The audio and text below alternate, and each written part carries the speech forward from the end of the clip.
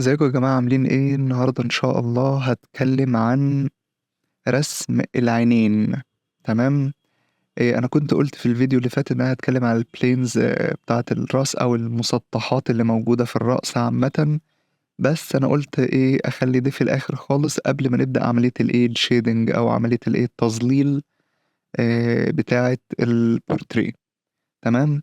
فهبدأ دلوقتي اتكلم عن اول حاجة في الفيتشرز او الملامح بتاعة الانسان وهي العينين. طيب، زي ما انتوا شايفين انا عامل شكل الجمجمة قدام حضراتكم السكال.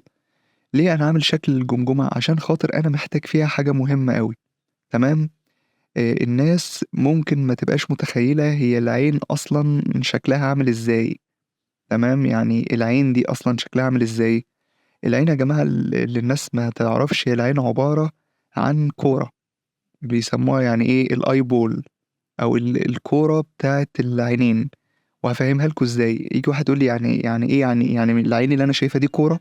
اه هي كوره. فاهمها لك ازاي؟ شايفين الجزء اللي انتوا شايفينه هنا ده؟ دي اسمها الاي ساكتس. انا كنت اتكلمت معاه في الموضوع ده قبل كده. والاي ساكت دي اللي هي الفجوه اللي بيتحط جواها الاي بول دي. يعني ايه؟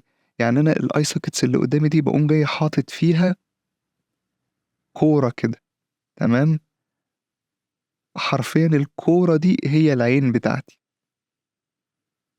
تمام يا جماعه. دي اسمها الاي بول. طيب بيبقى شكلها عامل ازاي؟ زي ما انتوا شايفين كده. لو انا لما جيت قبل كده ارسم شكل الوش وقلت لكم ان الاي ساكتس بتاعتي، لو انا هرسم الكيستون، فاكرين لازم طبعا تراجعوا على الفيديوهات اللي فاتت. تمام. ادي الكيستون بتاعتي او الجلابيلا او اللي هو الجزء اللي هو الشكل ده الفاصل ما بين التو اي ساكتس او ال- الفجوات اللي هي بتاعت العين اللي هي اليمين والشمال. تمام.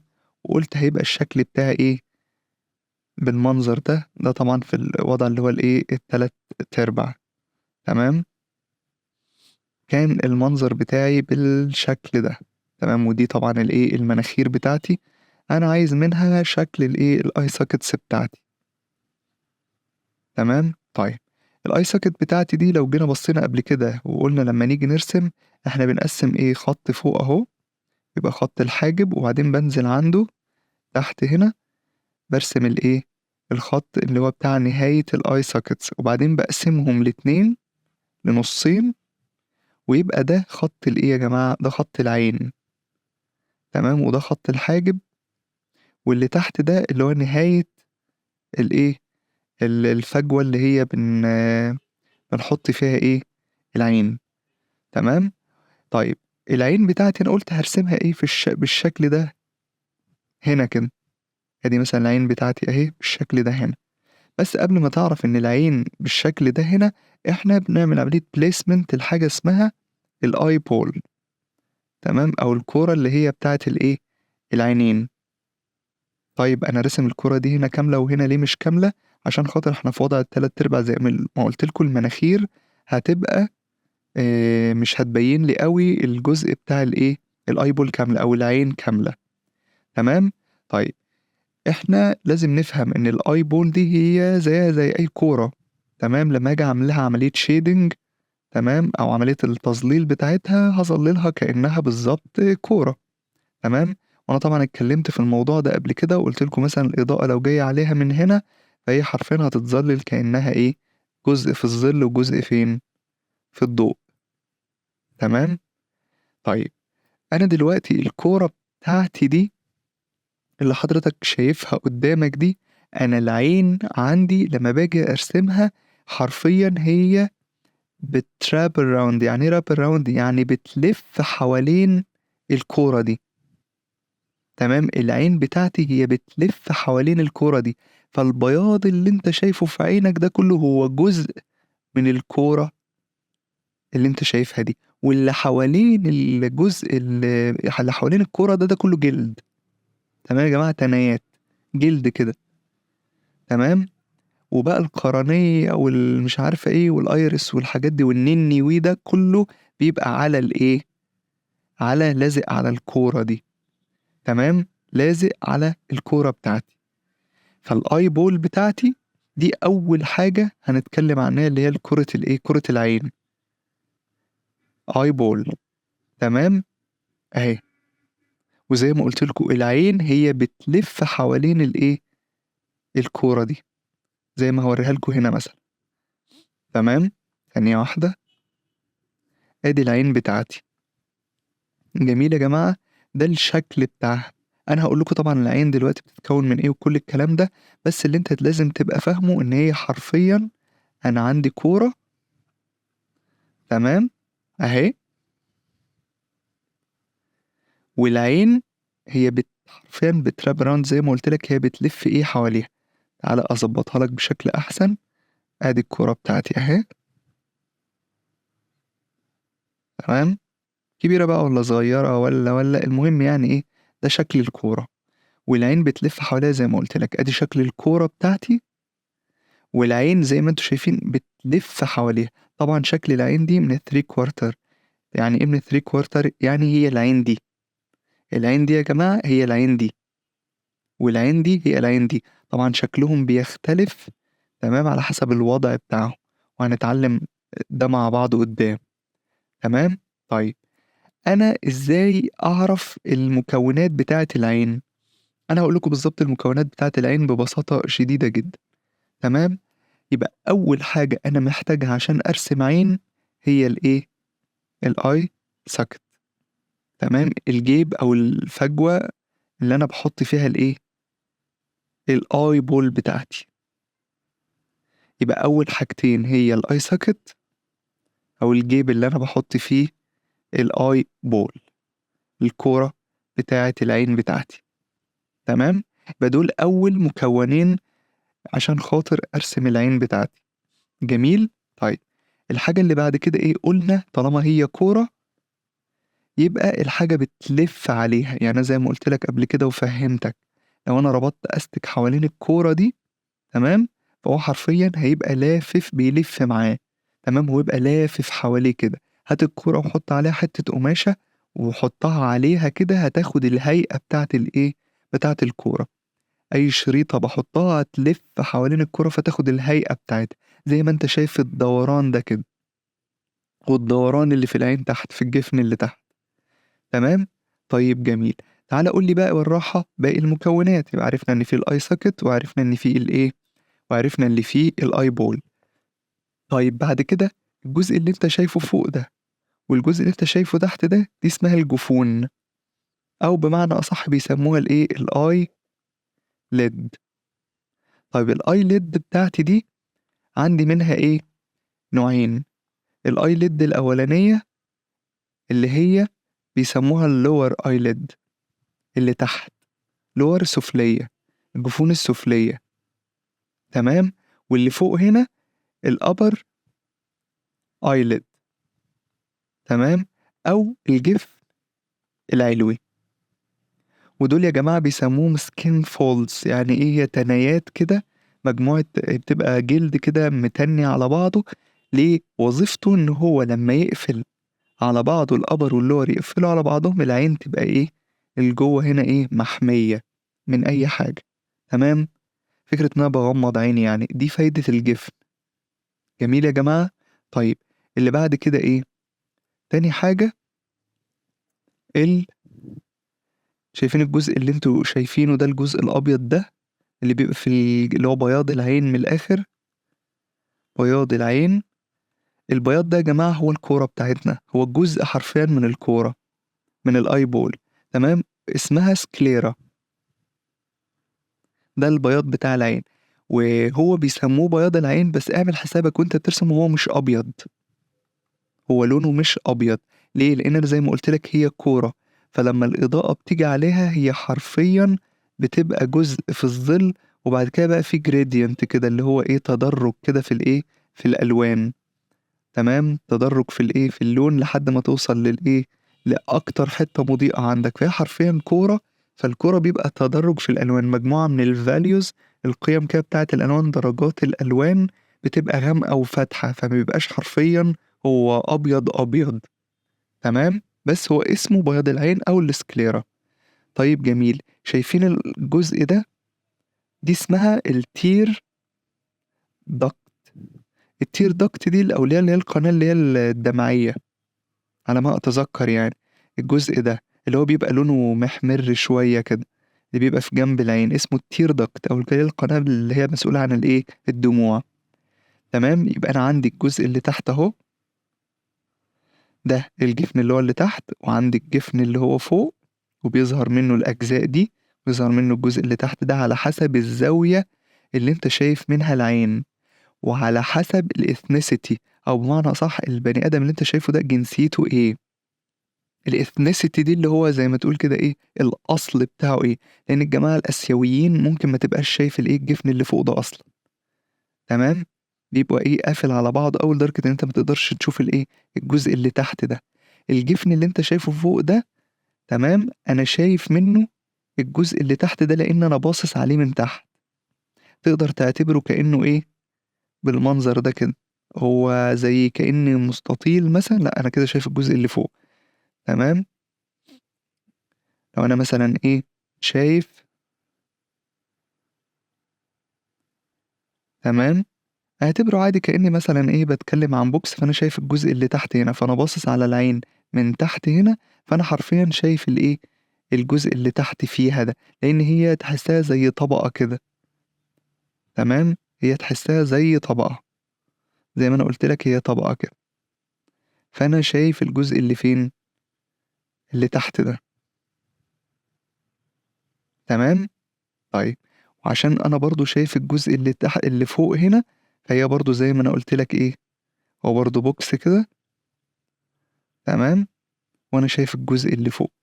جميل، طبعا هي دي مش بوكس يعني، مش صندوق هي، بس انا بقول لك يعني بحاول امثل لك ان انا بس عشان خاطر شايف الجزء ده، هي عبارة عن حتة جلد كده ليها سمك، ده السمك بتاعي، وانا عشان خاطر باصص من زاوية ما انا، فانا شايف الجزء اللي فوق والجزء اللي تحت. تمام، طيب، انما هو ده الايه الايلid الجفن بتاعي، وزي ما قلت لكم هو بيراب الراوند. اللي انا بعمله لكم ده عشان بس يبين لكم ان هو بيلف حوالين الكوره بتاعتي اللي هي الاي بول بتاعتي. تمام يا جماعه، طيب، في ايه تاني في الكوره؟ عرفنا السكليرا البياض والجفون وي والتير دكت القناه الدمعيه. عندنا بقى اللي بيسموها الكالر بورشن او الجزء الملون في العين، الكالر بورشن. تمام، الكالر بورشن بتاعنا دي اللي هي اسمها الايرس. تمام يا جماعه، الايرس.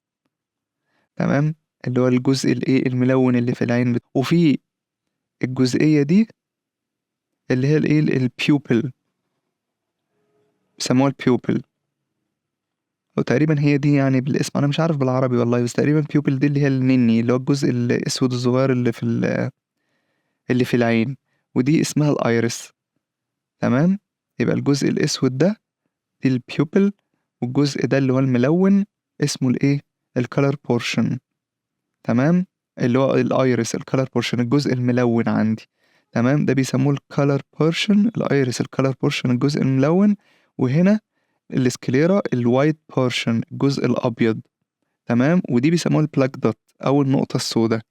تمام، البيوبل. طب ايه البتاعة البيضة اللي هنا دي؟ ده اللي بيبقى الانعكاس بتاع الإضاءة. طب بيسموها ايه؟ دي بقى يا جماعة اللي هي اسمها الكورنيا او القرنية. والقرنية دي يا جماعة هو بيبقى كأن فيه، عارف انت كده لما عينك تدمع تحس انها بتلمع، بتلمع ديت لان في طبقة تبقى جلاسي كده او جلوسي. جلاسي يعني زجاجية، او جلاسي اللي هي بتلمع، بتبقى طبقة موجودة كأنك بالظبط لابس لينسز على ال العين بتاعتك، كأنك بالظبط لابس لينسز. تمام، فهي دي القرنية، بيبقى جزء كده زي عاكس كده، لما بتيجي عليه الإضاءة هو بيعمل الإيه ال- الأجزاء الانعكاسات ديت اللي بتظهر في العين. تمام، دي القرنية. جميل يا جماعة، طيب، هنبدأ نرسم مع بعض وفي نفس الوقت نراجع ال- الرسم ده كله. تمام، نرسم ونراجع. طيب، أنا لما رسمت السكال دي، أنا فايدة السكال دي إيه؟ فايدة السكال دي إن أنا بقول لحضرتك شايف الجزء ده، الجزء اللي أنت شايفه قدامك ده، ده يا جماعة اللي عندنا البراوريدج أو الحاجب بتاعي. تمام، طيب الحاجب بتاعي ده وظيفته إيه، بيعمل إيه؟ عشان خاطر لو أي حاجة وقعت هنا أو أي إضاءة أي حاجة واقعة بتحمي العين عندي من إنها ييجي عليها أي حاجة، لإن أنا عندي الeyeball بتبقى جوّه هنا زي ما تقولوا كده محطوطة جوّه الeye socket بتبقى مغروسة الeyeball مغروزة جوّه كده، لو جينا بصينا على شكل الprofile view اللي أنتم شايفينه ده، فحرفيًا أنا الeye socket بتاعتي هي جوّه شايفين الeye socket أهي، تمام؟ وادي الeyeball بتاعتي تحسّها كإنها مدفونة جوّه الeye socket كل ده ليه؟ عشان خاطر الجزء ده الbrow ده الحاجب يحمي لي أي حاجة نازلة على العين، فبتبقى العين دي جوّه، فبيحمي لي أي حاجة هتُقع إنها تيجي على الإيه، على العين بتاعتي، تمام؟ فلو جينا رسمناها برّه هنا كده، تمام؟ فحرفيًا الeye socket بتاعتي أهي، تمام؟ والeyeball بتاعتي بتبقى بالإيه، بالمنظر اللي حضراتكم إيه، شايفينه هنا ده. تمام، فهي مدفونة جوّه الeye socket والحاجب بتاعي مانع والeye socket عندي أهي مانعة إن أي حاجة تيجي إيه، وتضايق العين عندي أو تيجي فيها، بتبقى كحماية، ربنا خالقها إنها تبقى جوّه كده الeyeball تبقى موجودة مدفونة جوّه الeye socket عشان تحميها، تمام يا جماعة؟ طيب في إيه تاني؟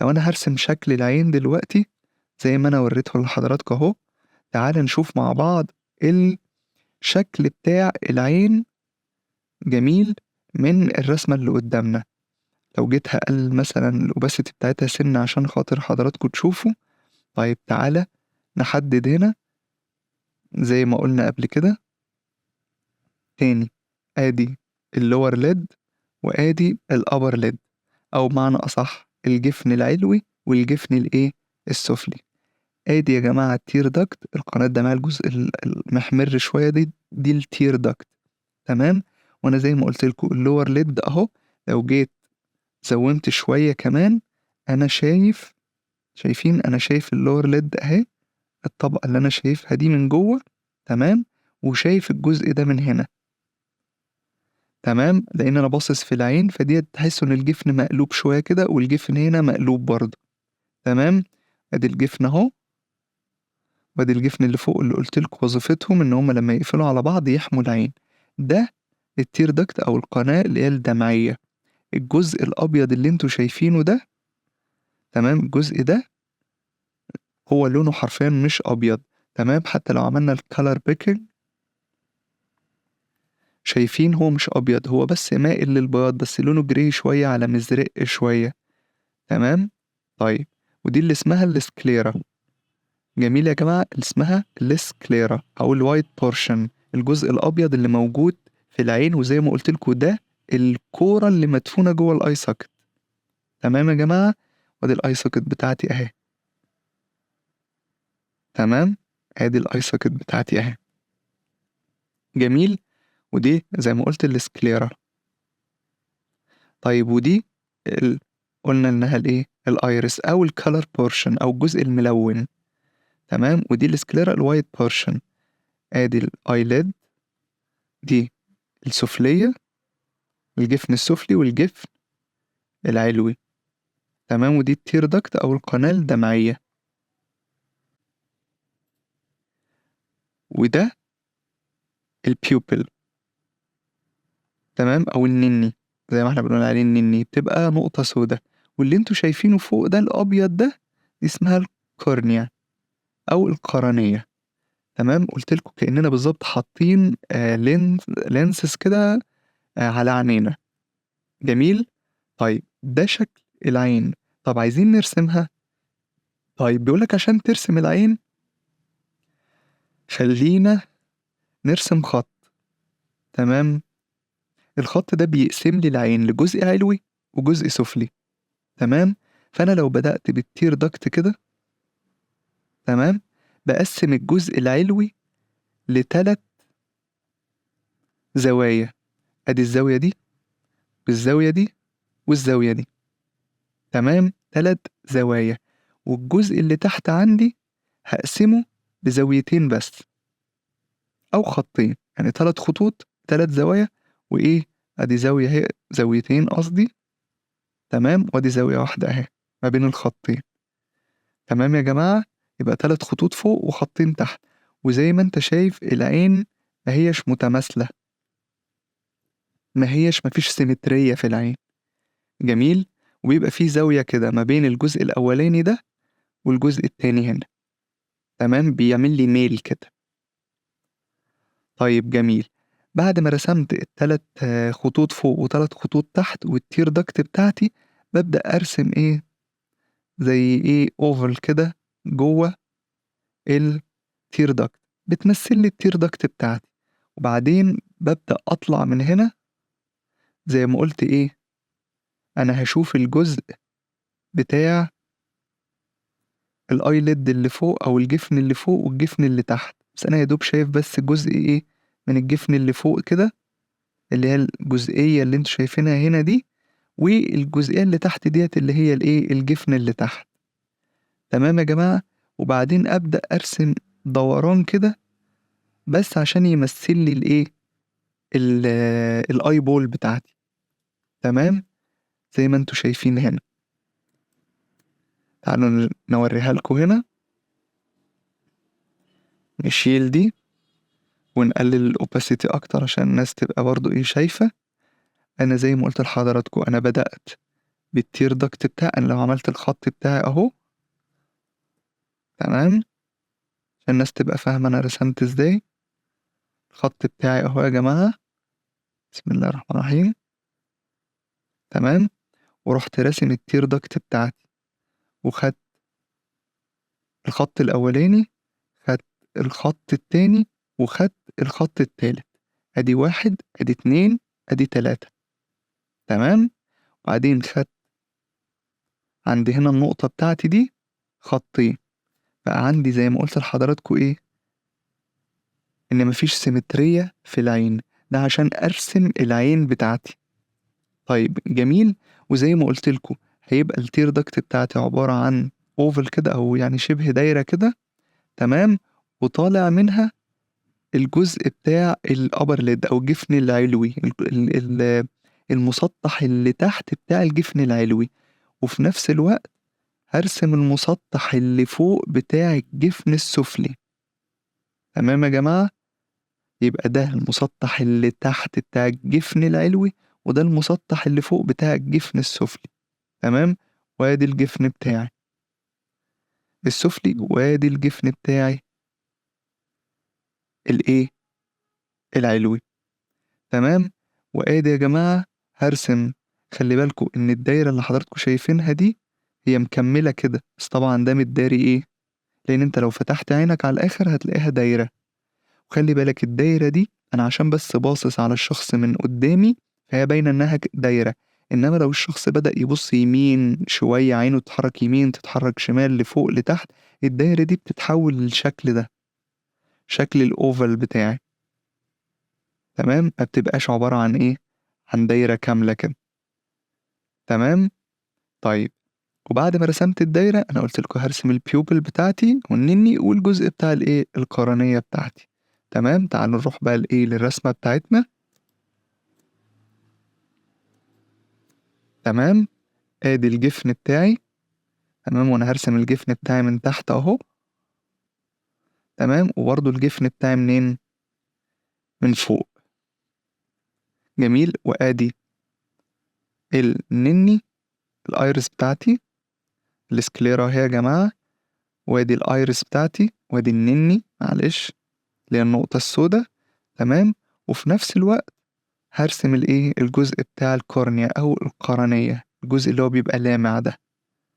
فلو دي النقطة السوداء، فاللي بره ده هو الكالر بورشن اللي انت بتختاره بقى، ازرق اخضر اسود بني عسلي وهكذا.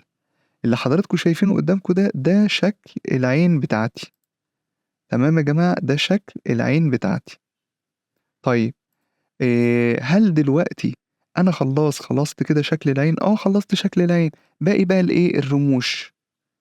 تمام، الرموش بتاعتي حرفيا هي ما بتترسمش كأنها خط كده وخط كده وخط كده، لأ، هو بيقول لك لازم عشان خاطر يبقى شكلها believable أو منطقي شوية، تمام، بتترسم كإيه كchunks كده، اللي هو إيه مجموعة من الرموش لازقين في بعض، مش مجرد إيه رمش واحد كده، هما بيبقوا مجموعة من الرموش لازقين في بعض، وتحت هنا بتبقى حوالي رمشين أو 3 إيه مع كل واحدة، تمام. بس كده. طبعًا أنا باتكلم على الرموش العادية، مش طبعًا اللي بيتعمل makeup وحاجات من دي، تمام. طيب، يبقى أنا دلوقتي خلّصت رسمة العين بتاعتي وعرفنا كل حاجة تخصّها، وفي نفس الوقت برضه وريتها لكم على الشخص اللي قدّامي ده، تمام. طيب في إيه المفترض بعد كده؟ هو حرفيًا ما فيش أي حاجة، هو دي بس كل حاجة لازم تعرفها عن العين، تمام. بس أنا مثلًا عايز أشوف زاوية تانية، تمام، عشان خاطر كنت عايز أورّيكم حاجة. الزاوية التانية اللي أنتم شايفينها دي، تمام، عشان خاطر الperspective بتاعي بيأثّر، فأنا العين عندي دي غير العين عندي دي، تمام. العين اللي أنتم شايفينها هنا هي ظاهرة بشكلها الكامل، ما فيهاش دوران أوي حوالين الإيه، الeyeball، بس هنا الكورة بتاعتي الeyeball بتاعتي، تمام، هي بالمنظر ده، تمام، وإنما هنا الeyeball بتاعتي هي حرفيًا بالإيه، بالمنظر ده. كاملة، إنما هنا مش كاملة، وعشان في perspective فأنا لازم أظهر الدوران بتاعي ده، فأنا ما ينفعش إن أنا آجي أقوم جاي راسم العين دي حرفيًا بالشكل ده كده، اللي هو الكامل بتاعي زي ما أنا علّمتكم، تمام، بالمنظر ده، وآجي آخد نفس العين ديّة أقوم جاي حاططها جنبها هنا، تمام، يعني ما ينفعش أقوم جاي واخد العين اللي أنا رسمتها دي، وأقوم جاي إيه مثلًا واخدها duplicate كده، وأقوم جاي إيه قالبها وارسمها بالمنظر ده كده.